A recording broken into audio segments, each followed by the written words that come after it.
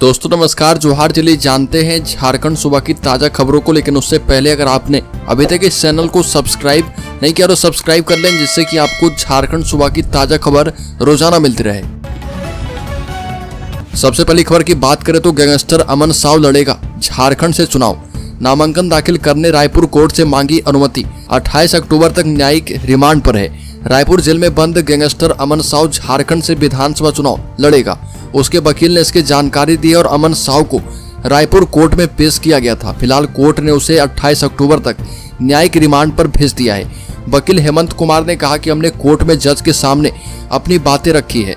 अमन बड़कागांव विधानसभा seat से चुनाव लड़ना चाहता है और चुनाव का नामांकन दाखिल करने के लिए उसे झारखंड लेकर जाना होगा। हालांकि अभी कोर्ट ने आदेश नहीं दिया है। अगली खबर, राहुल गांधी ने कहा कि 50% आरक्षण सीमा को हम तोड़ देंगे। झारखंड की 70 सीटों पर मिलकर लड़ेगी कांग्रेस और झारखंड मुक्ति मोर्चा। राजद को 7 सीटें ऑफर की गई।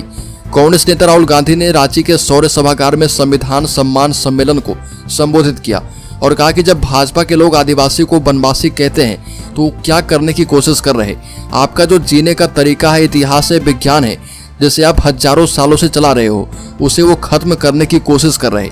आदिवासी का मतलब जो सबसे पहले मालिक थे, जबकि वनवासी का मतलब है जो जंगल में रहते हैं। जब इस शब्द का प्रयोग किया जाता है तो वो केवल एक शब्द नहीं होता, ये आपका पूरा इतिहास होता है।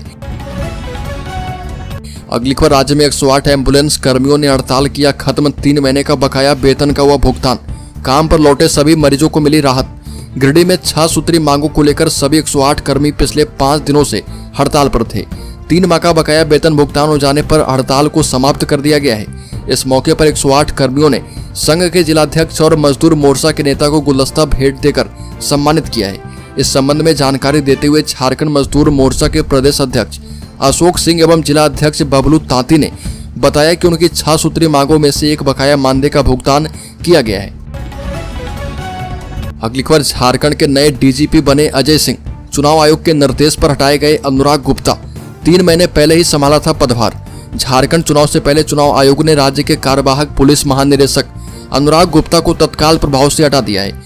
चुनाव आयोग ने इसके लिए राज्य सरकार को निर्देश जारी किए। चुनाव आयोग ने अपने आदेश में कहा कि वर्तमान डीजीपी को हटाकर के उनके रैंक के सबसे सीनियर अधिकारी को इसका प्रभार सौंपे और आयोग ने राज्य सरकार से शाम 7 बजे तक कार्रवाई की रिपोर्ट तलब की है। इससे पहले चुनाव आयोग के निर्देश पर राजधानी रांची के उपायुक्त मंजुनाथ भजंत्री को हटाया जा चुका है। अगली खबर, राज्य के गिरिडीह जिले में प्रसव के बाद जच्चा बच्चा की मौत। चिकित्सक पर लापरवाही का आरोप, परिजनों ने किया हंगामा। बता दें कि गिरिडीह शहर के पंजबा में संचालित पार्वती फाउंडेशन मल्टी स्पेशलिस्ट अस्पताल में प्रसव के बाद जच्चा बच्चा की मौत हो गई और घटना के बाद मृतक के परिजनों ने चिकित्सक पर लापरवाही का आरोप लगाकर हंगामा किया। घटना की सूचना मिलने के बाद मौके पर पहुंची पंचवा थाना पुलिस मामले की जांच में जुटी है। मृतका की पहचान जमुआ थाना क्षेत्र के भूपत डी निवासी रंजीत कुमार की पत्नी के रूप में की गई है। अगली खबर, रांची हटिया समेत झारखंड की 5 सीटों पर फंसा पेंच। भाजपा प्रत्याशियों की लिस्ट लटकी। हेमंत बिस्व शर्मा ने कहा कि कुछ कारणों से सूची जारी नहीं हो पाई। भाजपा के रांची, हटिया, कांकेर, कोडरमा, बागमारा और जमशेदपुर पूर्वी विधानसभा सीट पर प्रत्याशियों का नाम लटक गया है और इस कारण सूची जारी करने में देरी हो रही है।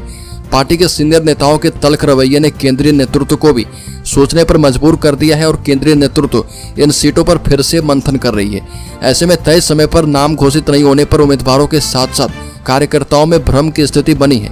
कुछ विधानसभा क्षेत्रों में बतौर उम्मीदवार कुछ लोगों के नाम सामने आने के कारण विरोध भी शुरू हो गया है। अगली खबर, बाबूलाल का राहुल पर तंज। कहा कि आपकी आंखों के सामने सब हो रहा और आप चुप हैं।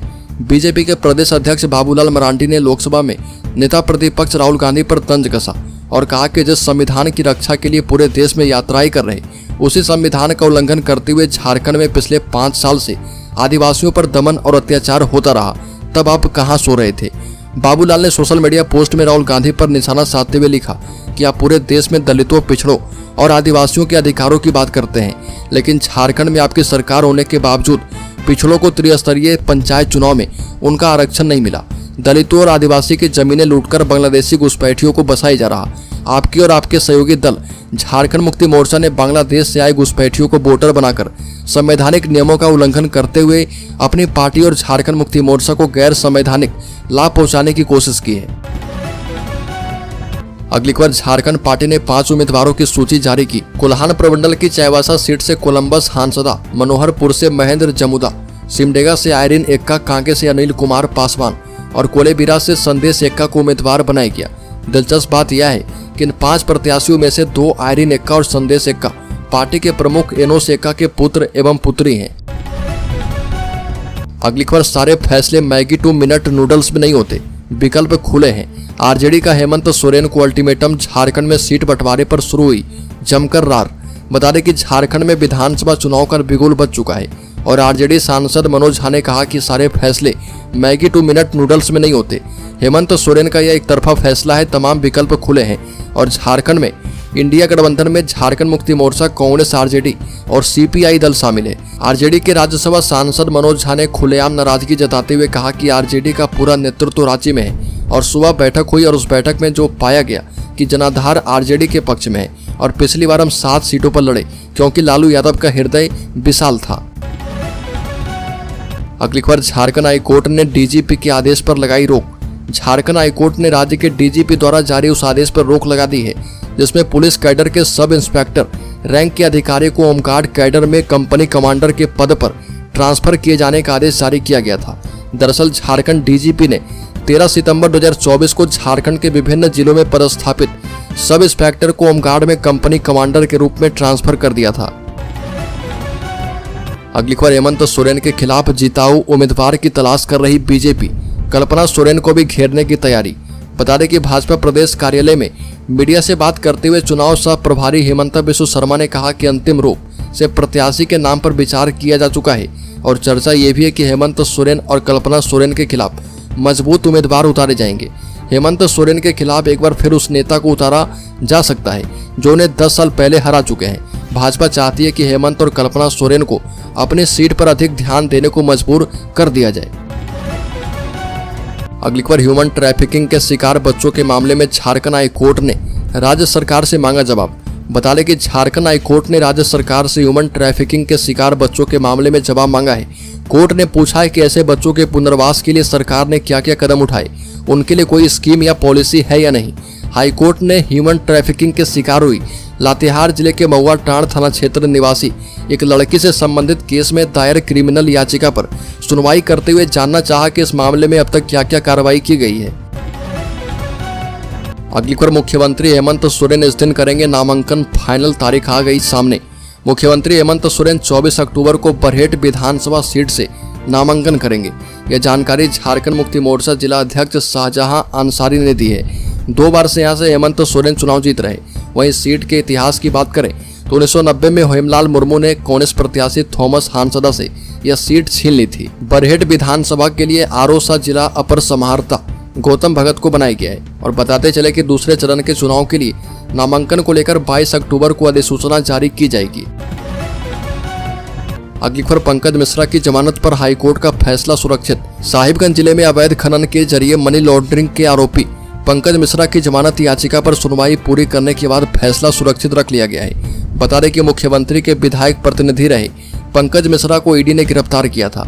जांच के दौरान ईडी पंकज मिश्रा, राहुल यादव और उनके सहयोगी के 37 बैंक खातों में जमा 11 करोड़ 88 लाख रुपए जब्त कर चुकी है।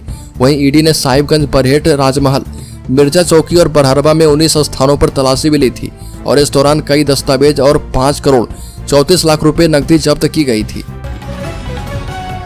अगली खबर, राज्य के साहिबगंज जिले में पुणे के अपहृत व्यक्ति को राजमहल पुलिस ने करवाया मुक्त। 2 अपहरणकर्ता गिरफ्तार किए गए। पुणे निवासी अपहृत व्यक्ति यशवंत हीरामन विनोदे को साहिबगंज जिला पुलिस ने राधानगर दियारा क्षेत्र से सुबह सकुशल मुक्त करवा लिया। पुलिस ने 2 अपहरणकर्ताओं को गिरफ्तार किया है। गिरफ्तार अपहरणकर्ताओं में पश्चिम बंगाल के मालदा जिले मुथाबड़ी नकब शाह, नसीम अख्तर और साहिबगंज के राधानगर का लल्लू शेख शामिल है। ये जानकारी राजमहल एसडीपीओ बिमलेश कुमार त्रिपाठी ने दी। अपहरणकर्ताओं के पास से 3 मोबाइल फोन बरामद किए गए हैं और मिली जानकारी के मुताबिक पुणे महाराष्ट्र के रहने वाले यशवंत हीरामन विनोदे का अपहरण उनके ही किराएदार राजू ने अपने साथी के साथ मिलकर कर लिया था। अगली खबर, झारखंड विधानसभा के लिए झारखंड मुक्ति मोर्चा कांग्रेस की ओर से की गई सीट की पेशकश निराशाजनक। आरजेडी ने कहा कि इंडिया गठबंधन के दोनों घटक दलों द्वारा सीट समझौते की घोषणा जो है एक तरफा है।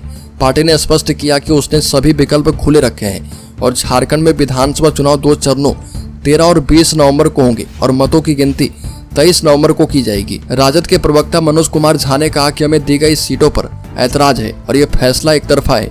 इससे पहले दिन में मुख्यमंत्री हेमंत सोरेन ने घोषणा की कि आगामी विधानसभा चुनाव में झारखंड मुक्ति मोर्चा और कांग्रेस 70 सीटों पर चुनाव लड़ेंगे। बता दें कि राजद ने झारखंड में कम से कम 15 से 18 सीट की पहचान की है, जहां पर वो अकेले दम पर भारतीय जनता पार्टी को मात दे सकती है।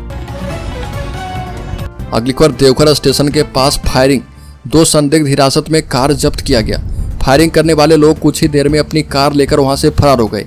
घटना से घबराए लोग कुछ समझ पाते उससे पहले ही कार सवार युवक फिर से वहां लौटने लगे और यह देख वहां मौजूद युवकों ने सड़क पर पड़े पत्थरों को उठाकर उनकी ओर फेंकना शुरू कर दिया, जिससे कार को नुकसान होने की आशंका में वो फिर से भाग निकले। हालांकि इस दौरान कार का बोनट क्षतिग्रस्त हो गया और घटना की जानकारी मिलते ही नगर थाना पुलिस मौके पर पहुंची और घटना स्थल की जांच की। पुलिस को वहां से खाली कारतूस मिला है। अगली खबर, झारखंड के शेयर होल्डर्स इन्वेस्टर्स के लिए बड़ी खबर। HDFC बैंक का दूसरी तिमाही में मुनाफा 5% बढ़ा, इनकम 9% बढ़कर 85,499 करोड़ और बैंक के शेयर ने 6 महीने में 10% रिटर्न दिया है। देश के सबसे बड़े प्राइवेट बैंक HDFC का जुलाई सितंबर तिमाही में स्टैंड अलोन नेट प्रॉफिट यानी शुद्ध मुनाफा सालाना आधार पर 5% बढ़कर 16,821 करोड़ रहा है और पिछले साल की समान तिमाही में ये 15,976 करोड़ रहा था। हालांकि तिमाही आधार पर बैंक का नेट प्रॉफिट 4% बढ़ा है। पिछली तिमाही में बैंक का मुनाफा 16,174 करोड़ रुपए रहा था।